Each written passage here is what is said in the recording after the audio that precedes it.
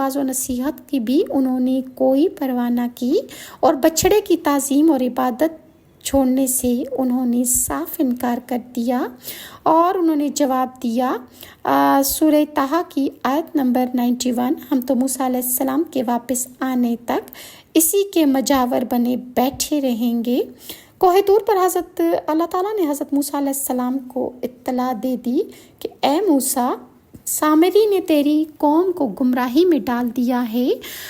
سورہ طٰہٰ کی آیت نمبر 85 میں ارشاد خداوندی ہے،